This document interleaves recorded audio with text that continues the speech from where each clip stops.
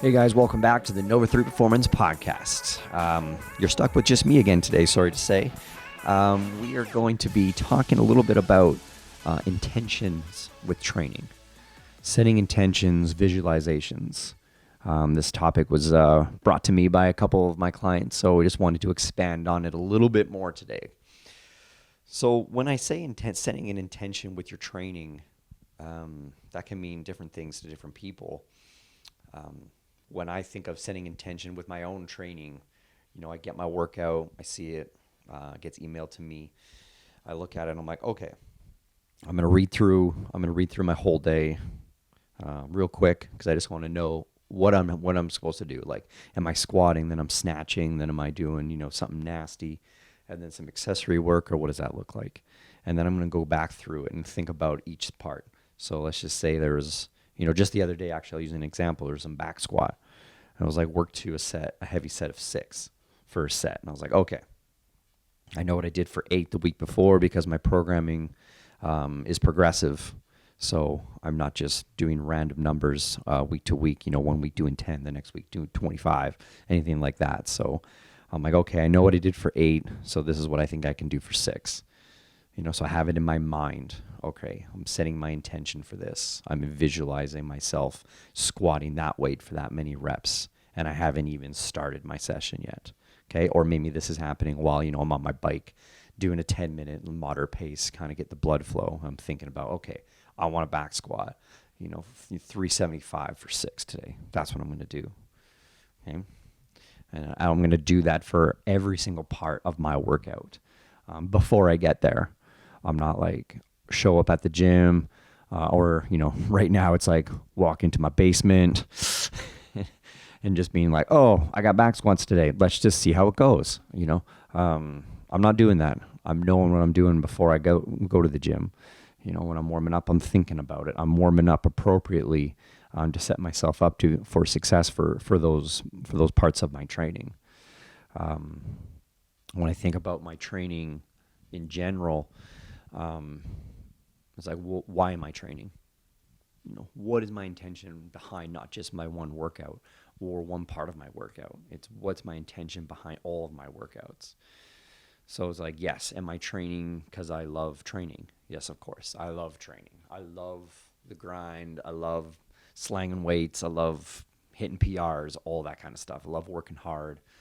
I love learning new skills, testing myself. Do I love competition? Yes. Have I done a lot of competitions lately? No. Just because of life and running a lot of competitions myself, it doesn't give me a lot of time to actually do competitions for myself. So I've had to kind of, mentally be okay with that, to allow for success in business and to put on competitions for other people so that they can have a platform to express their physical abilities, and that through itself gives me quite a large amount of fulfillment. So I've kind of figured that out over the last couple of years. So I'm more than okay with that. Will I compete again? Probably at some point, but it's not at the forefront of my thought process with my intentions of my training. So when a client comes to me and they're talking to me about their workout, sometimes they're like, oh, I totally forgot I had part C. Or they're like, what do you think I should do for this workout? Like, what's a good time, or what should I be doing for this? And it's like, yes, that's important to know, and I'm going to help you with that. But ultimately I want the client to see a workout and be like, I know exactly how to do this. You know what I mean? Like, yes, I'm here as your help. I am your coach. I am here to help you as best I can. But it's like, I want the client any client, not even just a client who's looking at competing, but more prevalent for those clients is like, if there's a workout, let's just say it's Nate. So 20-minute AMRAP, 2 ring muscle ups, 4 handstand push-ups, 8 kettlebell swings. It's like, okay, you as an individual client need to know what that's going to feel like 10 minutes in. What are you going to feel like at minute 15 before you even start?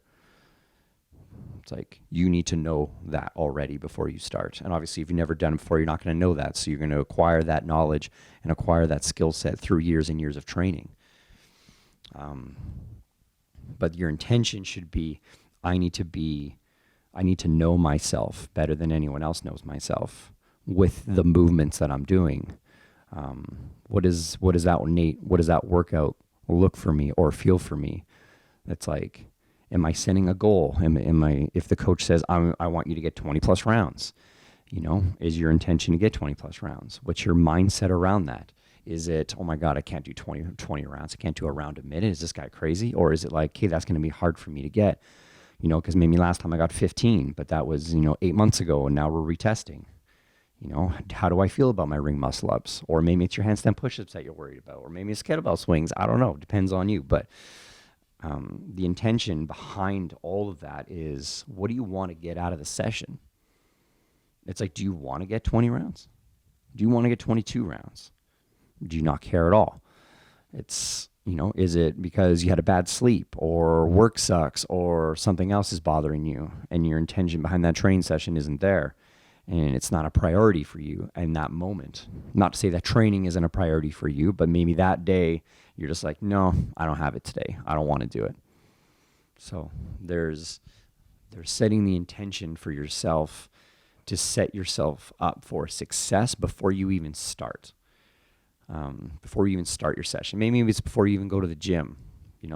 I have clients that like to, they look at their workout and they know their workout and it's already written down in their WOD book before they even show up to the gym.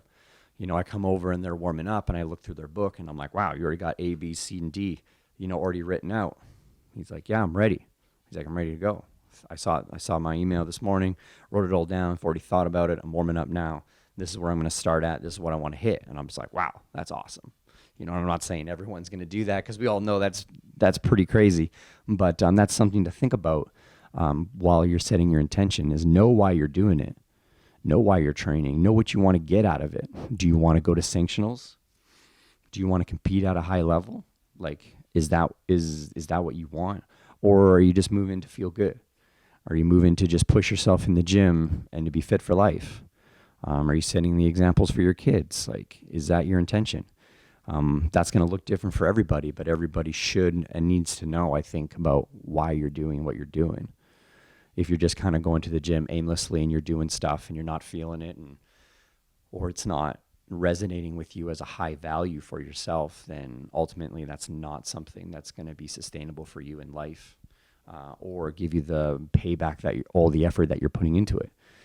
If you're just doing, an hour, 2 hours a day, 5 days a week, 10 years, and you absolutely hate it, and then you turn around one day and you're just like, wow, why did I do all that? That's not what you want. You want to have people that are, setting that intention, visualizing their success, visualizing the movements that they're doing. Whether it's like, hey, you got a heavy snatch today, set your intention. Be like, hey, I really want to hit, let's just say it's 200 pounds. But if I only hit 190, that doesn't mean that I'm a failure. It just means I didn't have it that day. Your 1RM, potential changes day by day. You know what I mean? Like, your ability to hit your max lift. Like, I don't know anybody who can go in, week out, and hit their max snatch.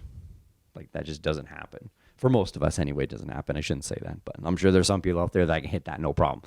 But it's about the intention and of the process, and being like, hey, I know that if I only hit 90% today or 90% of my squat, that's not the end of the world.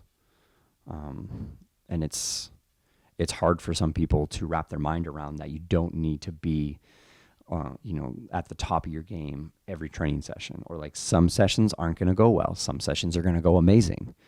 That's just life. That's reality.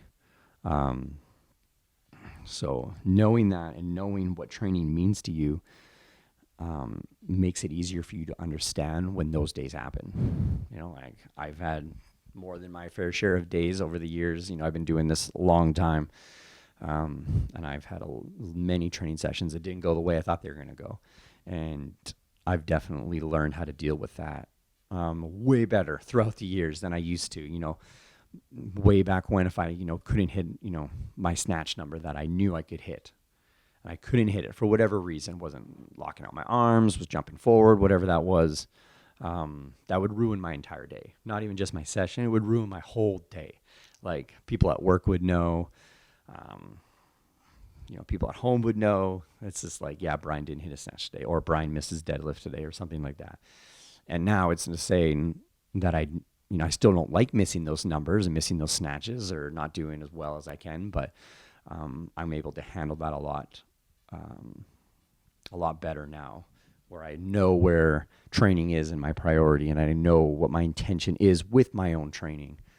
That has helped me massively. So I try and talk to my clients about that and being like, you need to be aware that, these things are going to happen. And that's totally normal, and it happens to everybody. Everybody takes time off. Everyone goes through ups and downs. Some lifts may feel great while others feel worse. And then, a month or 2 or 3 months later, they might switch, right?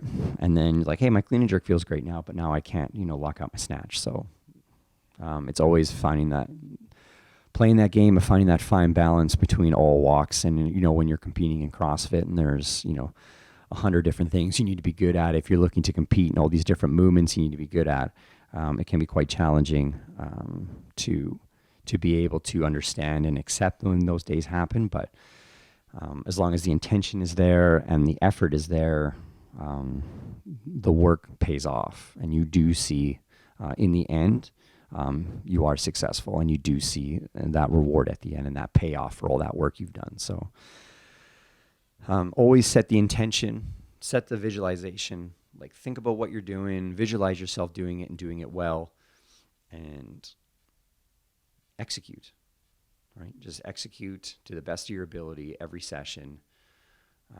Have the intention of being like, this is going to be a good day. This is going to be a good session. It's like, you look at your workout and you don't like something you see, that's okay.